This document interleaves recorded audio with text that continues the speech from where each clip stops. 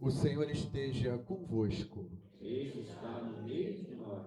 Proclamação do Evangelho de Jesus Cristo segundo Mateus. Glória a vós, Senhor. Naquele tempo, vendo Jesus as multidões, compadeceu-se delas, porque estavam cansadas e abatidas, como ovelhas que não têm pastor.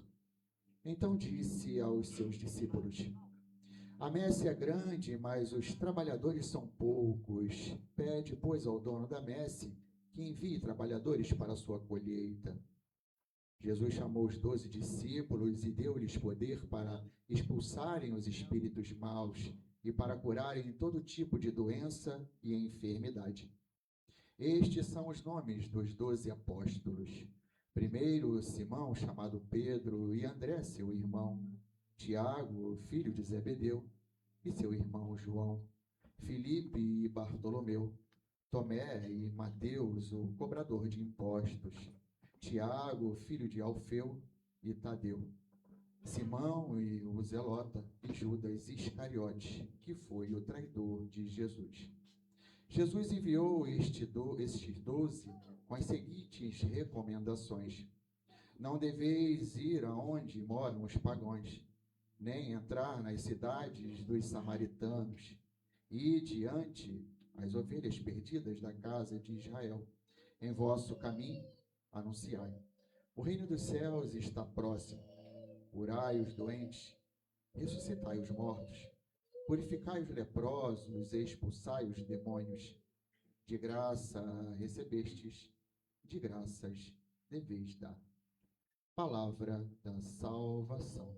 Glória a vós, Senhor. Obrigado, caro diácono, caros irmãos. Avançando no tempo comum, tempo durante o ano, nós vamos acompanhando o ministério público de Jesus, suas palavras, suas ações, e é assim que nós o conhecemos melhor. O Evangelho nos traz justamente um relato de sua vida, seus ensinamentos, e é justamente tendo acesso ao texto que a gente vai conhecendo Jesus, e Jesus nos revela o próprio Deus. Vamos conhecendo os pensamentos, o coração, as intenções de Deus, justamente a partir de Jesus, nosso Senhor. Ele revela o rosto do Pai. Cada ação no Evangelho tem um sentido. A gente vê hoje Jesus enviando os 12 apóstolos. Vemos Jesus ainda durante a sua vida pública, ainda no seu ministério público, já constituindo a igreja. Aqueles que vão dar continuidade à sua missão, depois que ele completar a sua obra, depois de sua morte e ressurreição, e ele estiver à direita do Pai. Quando Jesus, nesse último momento, dá instruções aos discípulos: olha, em breve vocês vão ser revestidos com o Espírito Santo e vocês vão ser minhas testemunhas mundo afora. Os discípulos não ficam se perguntando, depois que Jesus sobe ao céu, o que é que ele tem que fazer agora, como é que a gente faz? Não, porque eles já foram treinados por Jesus, já foram formados por Jesus durante a sua vida pública. É só dar continuidade agora ao que eles já faziam, junto com Jesus. Agora Jesus volta para o Pai e está com vocês aí a missão, e vocês vão dando continuidade. E eles sabiam bem o que fazer, então justamente por isso, porque Jesus os enviou ainda em vida. A igreja já começa a se desenvolver, ela é edificada por Cristo, começa a se desenvolver ainda durante o ministério público de Jesus. O Evangelho de Mateus, especialmente, ele destaca isso. Tem todo um fio cristológico, como todo evangelho, mas o Evangelho de Mateus tem também um fio eclesiológico, ou seja, fala muito sobre a igreja, sobre essa comunhão de Jesus com os seus discípulos. A gente vai vendo Jesus, como ele agia com cada um, em particular, com as multidões, como Jesus agia até com seus adversários, com seus inimigos. Tudo a gente vai aprendendo ali. Como ele não pagava o mal com o mal, não devolvia ofensa com ofensa. Em tudo ele nos instrui, assumindo a nossa natureza, passando pelos dramas que nós passamos também. E a gente vê como Jesus, olha aqui, de novo, Jesus vendo as multidões, compadeceu-se delas, mas via as multidões. O resto do Evangelho vai nos mostrar que ele via não assim como um bando. Quantos episódios a gente tem de Jesus tratando particularmente com alguém, com Zaqueu, com Marta e Maria, com a sogra de Pedro, com a viúva de Naim, que ressuscitou o filho, com Jairo, que ressuscitou a filha dele, com o centurião, que ele foi lá curar o servo, com aquela hemorroísta. Tantos episódios, inúmeras pessoas em casos individuais, ou famílias, ou pessoas que Jesus tratou pessoalmente ali, mas ao mesmo tempo as multidões, sabia falar para todos, mas não, como eu falei, como um bando, mas se compadecia delas. Lá no início do Evangelho diz que Jesus, vendo as multidões, subiu o monte, se sentou, seus discípulos foram a ele, começa o ensinamento do Sermão da Montanha. Jesus começa a nos ensinar, a mostrar a sua sabedoria, a mostrar para nós condutas de vida, o que Deus espera de nós. Aqui de novo, Jesus vendo as multidões, sentiu compaixão, compadeceu-se delas, porque estavam cansadas e abatidas como ovelhas que não têm pastor. E é nesse contexto que ele vai enviar os discípulos. Então a igreja vem a nós justamente porque Jesus se compadece de nós e vem cuidar de nós. Vamos lembrar aqui da parábola que Jesus conta do bom samaritano, todo mundo conhece. O bom samaritano que viu o homem ferido à beira do caminho, sentiu compaixão, aproximou-se dele, cuidou dele, depois levou aquele homem para a hospedaria e disse ao hospedeiro, cuida dela até que eu volte. Olha aí uma imagem da igreja. A igreja sempre viu, desde os padres da igreja, nessa hospedaria um sinal da igreja que Jesus entrega ali, né? Cuida até que eu volte. É justamente isso que faz o bom samaritano. Se compadece, se aproxima de nós, nos ensina e depois vai constituir a igreja para que cuide dessa humanidade que estava sem pastor. E sugere ali que a gente reze justamente nessa intenção. A messe é grande, os trabalhadores são poucos. Ou seja, o trabalho, né, de cuidar do campo, de semear, de colher, é grande, mas são poucos os trabalhadores. Então, qual é a solução? Pedir a Deus. Peçam, pois, ao dono da messe, a Deus, que envie trabalhadores para a sua colheita.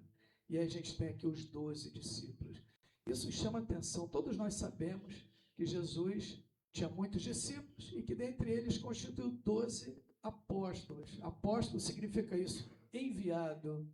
Constituiu 12 a quem ele haveria de enviar. Todos nós sabemos disso. Talvez uma coisa que a gente nem pensa a respeito, mas eu acho que vale a pena pensar a respeito. Como que Jesus quis contar com colaboradores? Por que Jesus constituiu 12 apóstolos, né? Ele podia ter feito tudo sozinho, pelo menos no primeiro momento a gente pensa. E nenhum deles, o próprio Evangelho mostra isso, tinha a sabedoria, ou a inteligência, ou as capacidades de Jesus. Claro que não, mas mesmo assim Jesus não quer trabalhar sozinho. Não, deixa que eu que sei, eu vou fazer tudo sozinho, eu que sei, deixa comigo, deixa com vocês, não, vocês só aprendam aí, só ouçam. Não, Jesus conta com colaboradores, né? Chama, mesmo sendo mais limitados que ele. Essa pedagogia de Jesus o tempo todo, não é só aqui, mas no Evangelho inteiro. Se a gente for olhar, por exemplo, os milagres que Jesus realiza, ele vê aquela multidão faminta lá, ele já se antecipa, não quero despedi-los sem dar a eles de comer. E aí os discípulos, como é que a gente vai fazer? Quantos pães vocês têm? Levam a ele 5 pães e ele sacia aquela multidão. Ou seja, a gente oferece o nosso pouco e ele faz o que está além do nosso alcance. Os outros milagres também, na transformação da água em vinho, enchem as talhas com água e aí ele transforma em vinho. Na ressurreição de Lázaro, tirem a pedra, uma pedra grande, pesada, um esforço terrível ali para tirar aquela pedra, mas Jesus vai ressuscitar o morto, ele pode tirar a pedra, mas não vou fazer o que vocês podem fazer. Vocês tirem a pedra. E o que vocês não podem fazer, deixa comigo. Aí ele ressuscita Lázaro. Então, sempre, em tantos episódios, a gente vai ver essa pedagogia de Deus. O que está ao nosso alcance, Deus não vai fazer. Porque ele já deu condições para a gente fazer. Agora, o que está além do nosso alcance, aí a gente entrega a Deus. E Deus vai fazendo. Então, ele constitui apóstolos, mesmo sabendo que são bem mais limitados que ele, mas ele quis assim. E é assim que a igreja chega a nós. Vai passando de geração em geração. E Jesus nos é dado a sua palavra, seus sacramentos, a sua presença se faz aqui entre nós, assim, pela igreja. E 12 é um número também, claro, a gente sabe que está ligado ali aos 12 filhos de Israel. As 12 tribos, a origem do povo eleito, por meio do qual nos chega, né, através do qual nos chega Jesus. Então eram 12 ali os filhos de Jacó, os filhos de Israel, é o mesmo Jacó, Deus dá a ele o nome de Israel. E a gente tem ali as 12 tribos, né, do povo de Deus. Então, Jesus fundando um novo Israel, que não vai ser apenas um povo eleito, mas que vai agregar todos os povos e nações. Jesus não, por acaso, escolhe 12, para que seja um fundamento e para que haja uma alusão ali a esse novo Israel, que é a igreja fundada ali sob os apóstolos. Por isso a igreja é e para sempre vai ser apostólica, fundada sob a doutrina dos apóstolos que foram constituídos pelo próprio Jesus. A gente vai vendo o nome deles aqui, mais uma vez, né? Não chamou assim qualquer um, vem você, não. Jesus sabia bem, conhecia cada um, chamou pelo nome, cada um tem uma missão. Alguns aqui a gente acompanha o chamado deles, inclusive no Evangelho, por exemplo, os primeiros pescadores, que Jesus chamou a serem pescadores de homens, Simão, seu irmão André, depois Tiago e João, mesma coisa, e aí a gente vai tendo o nome deles todos. Sempre em primeiro lugar vem Pedro, né? E André, seu irmão, depois Tiago e João, os filhos do trovão, né? Aqueles que querem lançar fogo lá sobre as cidades dos samaritanos que nós receberam, querem sentar à direita e à esquerda, Jesus os repreende, não atende. Cada um tem o seu papel, cada um tem a sua missão. 12 apóstolos diferentes, mas cada um tem a sua contribuição. Tomé, tão conhecido, tão popular também, aquele que duvidou, né? E a gente se sente tão próximo a Tomé. Eu sou igual São Tomé, eu tenho que ver para crer. Pois é, não é só você, né? Por isso que na Bíblia está dizendo assim, Tomé é chamado Dídimo, que quer dizer gêmeo, né? Talvez ele tinha algum irmão gêmeo, por isso que ele tinha esse nome.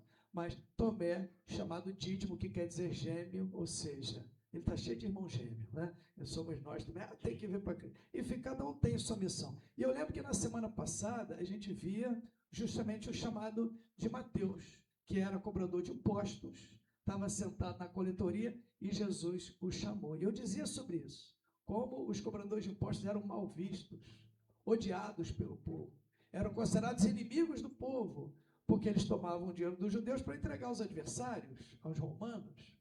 E aí, por exemplo, tinha outro grupo que era avesso a eles, que era o grupo dos zelotas. O zelo deles, né, fazia com que eles quisessem entrar em guerra, eles queriam fazer guerrilha contra os romanos, e Jesus pega um de cada lado. Olha aqui, Mateus, o cobrador de impostos, aí continua Tiago, filho de Alfeu, Tadeu, Simão, o zelota, olha aí. Então, que grupo que Jesus formou, viu? Ele chamou um de cada, um grupo bem heterogêneo, ou seja, bem diferente, um de cada tipo ali, e ele agregou aqueles 12. Muito interessante, né? Sobre Mateus, o cobrador de impostos, como eu disse na semana passada, nós estamos justamente no Evangelho de Mateus. E é o único que sinaliza Mateus, o cobrador de impostos. Marcos e Lucas também apresentam a lista dos 12, João não tem a lista dos 12, fala dos apóstolos de maneira mais genérica. Marcos e Lucas falam dos 12, colocam o nome de Mateus, só Mateus. Mas o próprio Mateus, como é que ele se coloca aqui nessa lista? Mateus, o cobrador de impostos, o publicano, quase que batendo no peito ali, como se ele fosse indigno de fazer parte daquele grupo, né, porque ele era o cobrador de impostos. Talvez como São Paulo também se considerasse indigno de ser apóstolo porque tinha perseguido a igreja de Deus. Mas a graça de Deus para ele não foi em vão.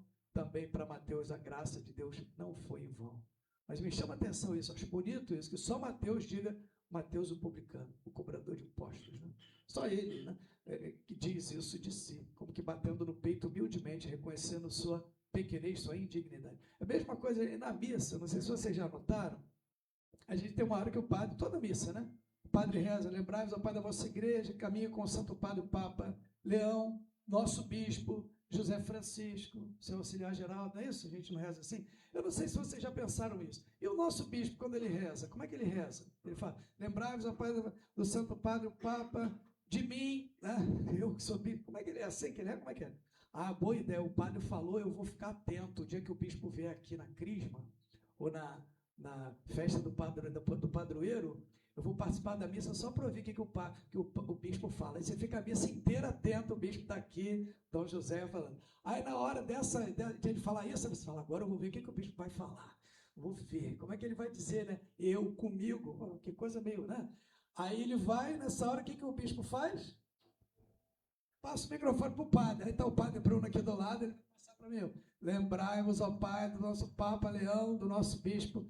Aí você vai dar e pensar, poxa vida, o padre Bruno eu ouço todo dia, você que ouviu o bispo. Mas quando o bispo reza sozinho, às vezes acontece, não é tão comum a gente ver, mas, por exemplo, no seminário a gente via muito, quando o bispo ia lá rezar, só ele rezava. Como é que o bispo reza nessa hora quando ele reza sozinho? Ele diz assim, lembrai-vos, ó Pai da vossa igreja, caminha pelo mundo com o Santo Padre, o Papa Leão, comigo, vosso indigno servo, com o meu bispo auxiliar. Olha que bonito. O bispo reza assim naquele momento. Comigo, vosso indigno servo.